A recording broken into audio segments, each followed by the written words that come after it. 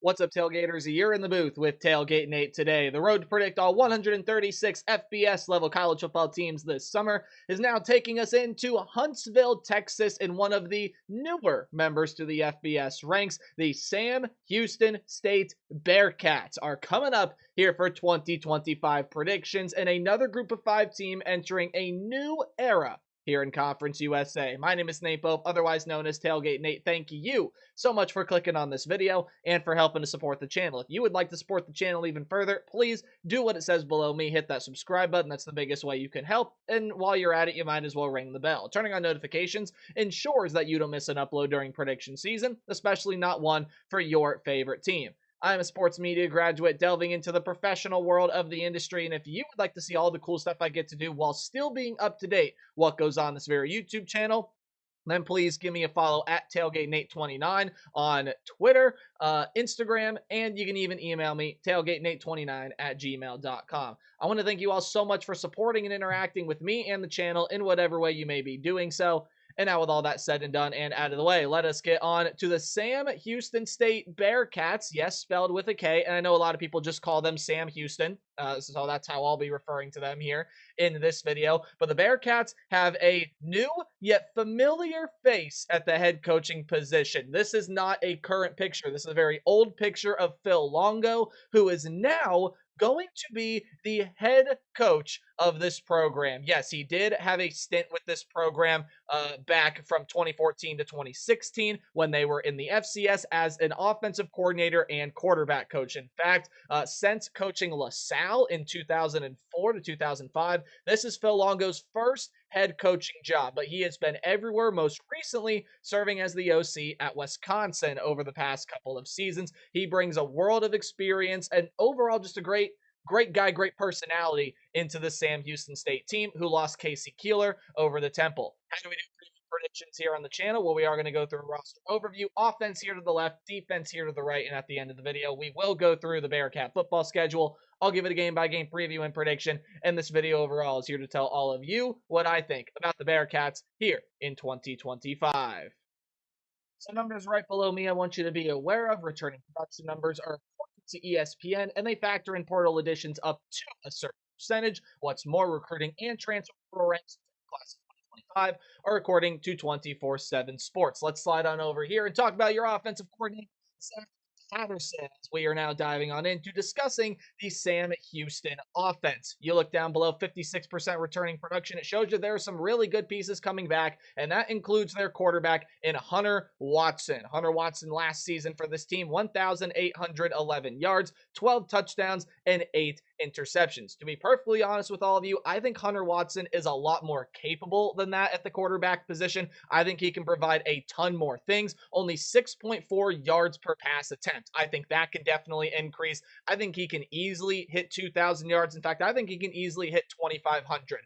Now, there are a lot of improvements and things that you would like to see Hunter Watson make into this season. But take a look at the bowl game that he had, the last game that he played, 23 of 28, 213 yards and 1 touchdown. I think you can start seeing more consistent performances like that with Hunter Watson. And again, he's going to come back to lead an offense that is going to return plenty of highly effective pieces that are set to surround him. So when I take a look at Hunter Watson, I see a guy with some really good upside. I think he's got to start showing a little bit more of what he's fully capable of in order for this Sam Houston offense to be as good as it could possibly be.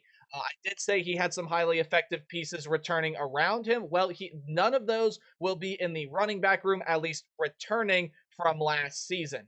Jay Ducker is going to be gone, 745 yards and 7 touchdowns for him last season as the team's leading rusher. You are also going to be losing your second leading running back, as Hunter Watson was the team's second leading rusher. So there's another part to his game that I should mention as well. 647 yards and 9 touchdowns for Hunter Watson. He's shown that part of his game very effectively. But again, your second leading rusher last year in DJ McKinney is often gone as well. I do believe he is a guy that has entered the transfer portal. Yes, he is off to New Mexico. Jay Ducker, by the way, in the portal as well. He followed Casey Keeler over to Temple. So, what are your running backs going to look like this season? Well, portal pieces are really going to do a lot for this team. You have Elijah Green, who is portaling in from North Carolina, 201 yards and 5 touchdowns for the Tar Heels last year. That's some pretty solid production at the Power 4 level. I think he'll be really good here with this team. And then from Mary Hardin Baylor, Xander Cheek is transferring in here as well. He went to Buffalo High School in Buffalo, Texas. Yes, not New York. He's a pretty younger transfer, but probably going to see second string minutes out of this running back room. Led by Elijah Green, really experienced guy that brings a lot of Power 4 experience. I believe he was at Indiana for some time as well. Actually, that's where he's transferring from, which was originally a North Carolina Tar Heel. That's 201 yards and 5 touchdowns with the Hoosiers last year, so I'll correct myself on that. I think he's going to be a good piece to this running back room, and it'll give Hunter Watson a really good weapon back there like he had with Ducker as well as McKinney last season. Wide receiver room, your lead receiver, Simeon Evans, as well as some other pieces are going to be hitting the portal as well as just simply exiting this program. Simeon Evans is one of those guys that unfortunately no longer going to be with this program. 559 yards and 6 touchdowns for him last season. He is one of the guys that hits the transfer portal. He is off to North Texas. Again, you could see some other names leave here through the portal, mainly depth guys like Marcus Field and Josiah Rockwell, but then some other names behind that leave for other reasons. So returners here to this wide receiver room, you're going to see Quavez Humphreys, 385 yards and 4 touchdowns for him last year. He did that, by the way, on only 20 catches, so surely to see a little bit more balls thrown his way. Michael Phoenix is back. Shane Johnson is going to be coming back to this team as well. And there is a lot of pretty good talent that does return here to this team. So still a good wide receiver room. It overall is a room that I think can also get better. You can see more production from a couple guys over here and a couple guys over there. Again, Humphreys last year only 385 yards and 4 touchdowns. That was the team's second leading receiver. But I do think you got a lot of nice talent here in this room, and I think it'll be utilized well.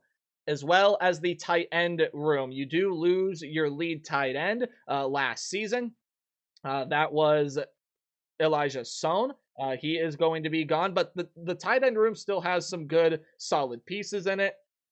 Fernando Garza was the other tight end that caught passes for the team last year. Not many, but he does return as a very experienced piece. Transfer in Rayfield Lawton, as well as another experienced piece in Austin Smith. Even you can go into the 4 deep in Thomas Jewett, also a very experienced piece there as well. So really, no matter what way you slice it, there's a lot of good talent and a lot of good experience in the tight end room. Another unit that I think can see some more production this season. On the offensive line, you are losing an All-Conference USA center in Ethan Hagler. Again, he's gone, but the rest of the line pretty much remains intact with a portal piece coming into play center, a guy that a lot of Sam Houston fans and media are really excited about in Zomarion Bryan. He is coming over from Kilgore College, should immediately slot into that center role, and it's an offensive line that overall, not too bad last year.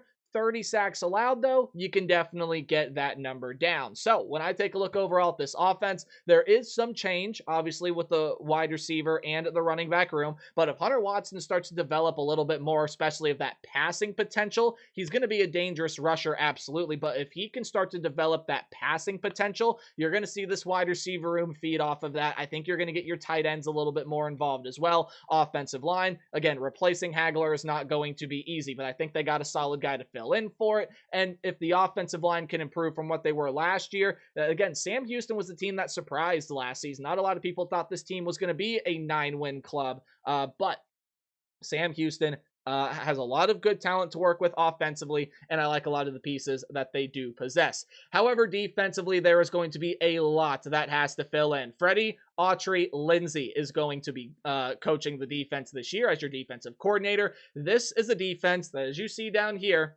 23% returning production, and all 11 starters are gone. So a massive portal class is coming in, and they just lose so many guys that made this team really actually, that made this defense pretty dangerous last year. Chris Murray, their sack leader on the defensive front, is gone. 5.5 sacks for him. I also do believe that Bryson Hayes is going to be leaving here as well. Yes, he is. So no more Bryson Hayes. He had 5 sacks for this team last season. As far as your linebacking units go, well, you are going to be losing Kavian Gaither. You're going to be losing a guy by the name of Trey Fields. Those were both starters here with this team last season. Defensive back grouping pretty much all overhauled by the transfer portal. Leading tackler and Caleb Weaver is transferred over to Duke. You lose some other just phenomenal pieces. Isaiah Cash, who had 10 passes defended, 2 interceptions last year. Your interception leader and Jalen Jimerson is gone out of the secondary as well. He had 4 picks a season ago. You also do lose another really talented piece out of the secondary in David Fisher, and I could go on and on and on. There is a ton that is leaving this defensive backfield, and just a ton that's leaving this defense as a whole. So we won't linger on each position grouping too much, because obviously I just told you what was gone, but it is not about what you lost, it's about what you have. So what do you have? Well, you have a lot of transfers, especially on this defensive front. The defensive front is going to get a slew of transfers coming in, of the which I think Keelan Cox is probably the best one they bring in. He's coming over from Wyoming. Originally, well, I should say originally, he's been about everywhere. He's coming from Wyoming in this past cycle, but you go back a couple of seasons, he was a member of the Alabama Crimson Tide. So, again, a pretty solid production that he brings on over after a good season with Wyoming last year. AJ Sargent and Zekwe Lawton are both going to be transfers coming into this team, as well as Rylan Gilliland. And Gilliland. Hopefully I said that last name correctly. I probably didn't. You do still have some returners, especially Dylan Frazier, who could be a solid piece for you, but just really a lot that is gone. You do, however, get Caleb Holloway, whose name is spelled incorrectly. Yes, it is a weird spelling of the word Caleb, but Caleb, I'm getting your name right. I apologize for that being on screen for so long. Caleb Holloway is coming back to play that jack position this year, which is kind of like your combination linebacker, defensive lineman, your edge rusher type player. Holloway, I don't believe was that involved in the defense last year, but he also is one of those notable returners. Yep, only two tackles for him a season ago. So it is a lot of portal pieces fitting in, and a lot of returners that are going to be playing some bigger roles. Linebacking room, 2 experienced pieces still do return to the linebacker room even after everything they lost. CJ Johnson and Dean Ford, or I should say CJ Johnson being a redshirt senior, Dean Ford there as well. And I guess in this, I have included Caleb Holloway in that linebacking role because he is a redshirt junior. So there's the name listed twice. But a portal piece, Antavius Fish, one of the better names in college football too, coming over from Akron, 68 tackles and a sack last season, and where in 2023, 95 tackles and a sack. That what happened with the Akron Zip. So coming over here, he's going to probably lead this linebacking unit along with another transfer in Jameer Diaz and the returner I just mentioned to you in CJ Johnson. As far as defensive backs goes, I told you they lose a lot. Well, Eamon Allen is a returning piece, redshirt senior, had some solid production last year, but much like the defensive line, transfers, overhauling this unit. Cecil Powell, Trey Harris, Jace Arnold, Alonzo Edwards, Jalen Stanford, and you do still have some nice returning pieces, especially that of Jaden Scott, but much like the defensive front, this is a secondary that is going to be overhauled by the portal, and you're going to see transfer pieces get the majority of production this season, again, to revamp this secondary. A do-it-all man in Christian Pavon is going to return to the special teams unit. He punts, he kicks, and that's your special teams report. So overall, you take a look at this team that, again, surprised people last year, 9-3 in the regular season. There is a lot of overturn, and there are questions about what can Hunter Watson become more efficiently and just be a better passer. What does that look like, and will it happen this season? Defensively, I mean, when you replace even 6 or 7 starters, that's really hard on a defense when you have to field an entirely different starting unit, especially a bunch of guys that are coming through in the portal, and you have to implement a new system. There could be some hiccups right away out of the schedule, which I'll give a little spoiler here. When we take a look at the schedule, that's kind of what I'm going to predict, especially for the caliber of team that they do play over on their schedule.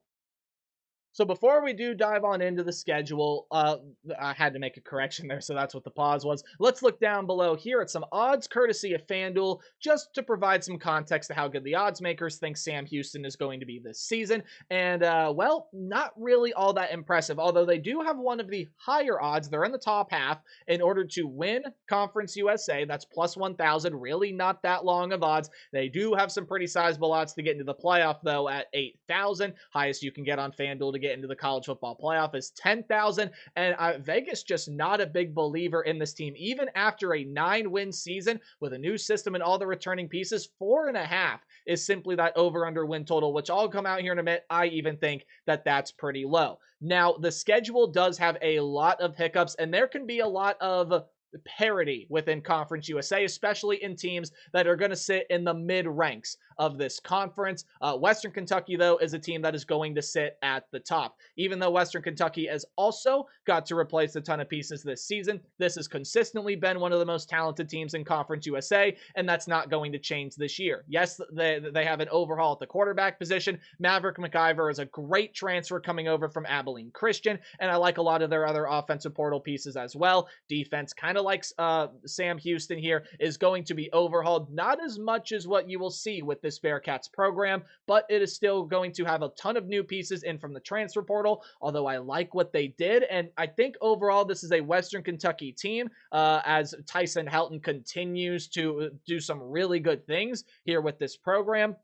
Made the Conference USA Championship game last year, and I still think they're one of the more talented teams in the conference, especially going on the road. One of the few games in week 0, I think it can be very interesting because even with as much as Sam Houston has to replace, I think they also did really well defensively in the portal, and they can be very competitive right out of the gate. However, I just don't see them being able to win that one, and that is a loss on the road against Western Kentucky. UNLV, you also want to talk about some teams that lose a ton of production. UNLV definitely is that team. I mean, they do lose a crap ton of their production from a season ago. However, they're getting some really good pieces coming in through the portal. Quarterback, we'll see what happens. Anthony Calandria, Alex Orji, and Cameron Friel are going to be battling it out for the quarterback position. I don't think any of those names are super spectacular, so we'll see what the quarterback position looks like, but I think there's a lot of good talent in the skill position room. Jaden Thomas at running back, filled by a ton of transfers and other talented pieces. They did really well in the portal in their wide receiver room. Defensively, even for all they lost, they got some big pieces to come back, like Marcel McDuffie, and really cleaned house in the transfer portal with Tunmis Adelaye, Chief Borders, and some really good secondary pieces, including Denver Harris. And they are getting what I think is a pretty good head coach and was at the SEC level. Dan Mullen has come away from the media realm. He is back into coaching, and even though everything on this team needs revamped for the most part, UNLV is still going to be one of the best teams in the Mountain West Conference and might very well be the best team suited in that conference to give Boise State a run for their money, much like the Rebels were last season. So even with all the change, Rebels are still a fun team, and they will be winning this game here. This is a very pivotal one on the road against Hawaii. I think Sam Houston is really going to struggle early on this season. And again, there's going to be some hiccups and there's going to be some things that, well, don't necessarily go that well, especially having to replace a ton of defensive pieces, and not to mention the travel that you have when going on the road to play this Rainbow Warriors team. And Timmy Chang made some big steps with this program last year, took some really big steps. I think Hawaii is a team that can absolutely surprise people this season. Maybe not go 9 wins, 10 wins, but I think they're going to be a lot better than what some people may be thinking Hawaii is going to be. 5-7 last year. Time for them to take that next step and reach a bowl game. This is also going to be a pivotal game for Hawaii, but like I said, I think Sam Houston sees a lot of growing pains, and especially the travel that you have to have going on the road to play Hawaii. I like a lot of their defensive pieces, and it's going to be one of the most experienced units the Mountain West will see this year. Yes, I know new quarterback is going to enter the fray, but I think there's a ton of talented pieces to surround that quarterback. I just got a good feeling that Hawaii is going to be able to pull this one out, even though I probably like Sam Houston overall as a team a little bit more. I do think that we are going to see Hawaii win that game as Sam Houston continues to struggle early. And obviously, the struggles will continue. Even after a bye week, you just got to go on the road and play what might very well be the best team in the country in the Texas Longhorns. They are big, they are loaded, offensively, defensively. I could sit here and go through talent forever. I do not see Sam Houston even necessarily putting up that great of a fight on the road against this Texas team. So you take a look at what is left. It's your Conference USA schedule for the most part, plus a game there against Oregon State.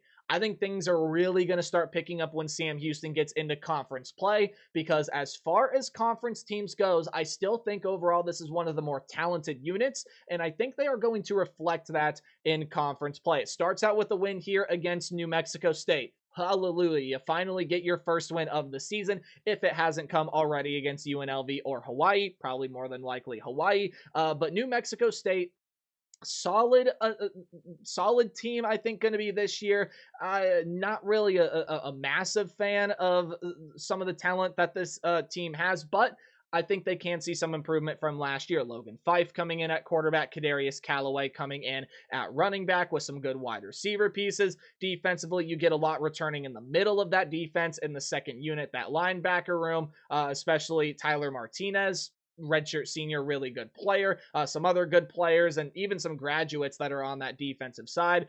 So I could see Sam Houston having trouble with this game, and if they lose this game and the schedule has played out the way I've predicted so far, I would, as a Bearcat fan, I would be left scratching your head. I don't think that's going to happen, and I think Sam Houston builds up a lot of confidence from that first Thursday game on the road. Now you get a Thursday game at home, and I think they beat Jacksonville State. Jacksonville State is also another team that is just replacing a ton of talent, as well as trying to envelop a new system in Charles Kelly, especially a guy that has never been a head coach before. Now, with Jacksonville State, again, they came over with Sam Houston. I do think Jacksonville State and the foundation that Rich Rod set in that program is going to suit them well and going to carry them forward here, even as Jacksonville State tries to get used to this new system. I still like this Gamecock team overall, but again, I think Sam Houston getting this Thursday one at home, starting to build some momentum now.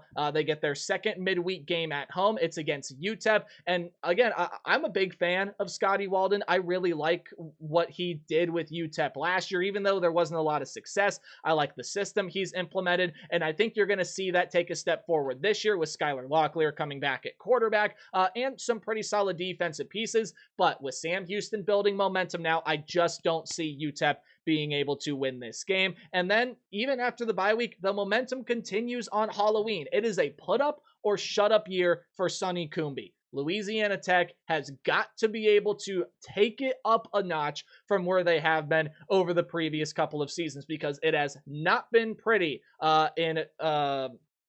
it has not been pretty in Ruston over the past couple of years, and they've expected a lot more out of Sonny Coombe. Now, I'm not saying it's been a total disaster, but compared to expectation, it has just not been there. Louisiana Tech is the team that I think can still prove to be pretty solid this year, and I do think they're going to take some sort of step under Sonny Coombe next year, mainly because they have to, and I think they got the talent to do it. But as Sam Houston keeps rolling, man, I think they get this one on the road, but this win streak does come to an end. You've worked your way back from 500, and I think you lose to Oregon State. Had all the talent to do some great things to the Beavers last season, just proved to not pan out that way, as quarterback play really, really struggled. But on the defensive side, you get Nico Taylor coming back to lead what I think is going to be a pretty good unit. Offensively, some good transfers come in, including at the quarterback position. You finally get your guy that I think is going to help this team explode in Malik Murphy, who is a Duke transfer and is a massive upgrade, and I think going to provide a much better production than what that Beaver team saw a season ago. So that's a loss there to the Beavers. But I do think Sam Houston comes back and beats Delaware. Of the two teams joining FBS this season, my personal opinion is I think Delaware is probably going to be the team to have more success than the Missouri State Bears. I think their roster is better built. I think they have the better coaching staff. And I think the foundation of that program overall is just a little bit stronger. Now, is Delaware still going to have their moments of struggle? Oh, yeah. Absolutely, but I like a lot of the talent on that team. I just do not think that they will be beating Sam Houston. A team that I do think will be beating Sam Houston for only their second loss in conference, it's Middle Tennessee. I like this Blue Raider team a lot, especially Nick Vattiato at the quarterback position. And I've been sitting on Middle Tennessee as, okay, this year they're going to take a step forward. Okay, this year they're going to take a step forward. I finally think this is the year. I've thought about it for so long, but after a really disappointing season, I think they have a big turnaround this year. I think they're going to be a dangerous side, and Sam Houston loses that one, but they should win against FIU. You do have to watch out for K'Wan Jenkins at quarterback, but besides that, I think Sam Houston is a lot more talented than Florida International, and it's leading to a 6-6 record. All 6 wins, by the way, coming in conference play. Now, if this team can figure things out early on and everything just seems to click, I think UNLV can be a win. I think Hawaii can be a win. If Middle Tennessee is going to disappoint again this year, I think that can be a win. The schedule is manageable for the talent that is here, but there are a lot of players that have to take a step forward in the right direction. There are a lot of pieces that have to fit into place. There's a new system that has to prove it is going to work first. And I think Longo's familiarity with this program will help them well exceed this 4.5 over-under win total that I told you has been low from the beginning. Sam Houston will have a fall off from what they did last season. I don't think there's a doubt about that. But I do think this is still, at the end of the day, going to prove to be one of the better teams in Group of 5 that just took a minute to get their season figured out. That's going to do it for me. Remember to play hard but tailgate harder. Predictions will continue on later today. Have a good one. Goodbye.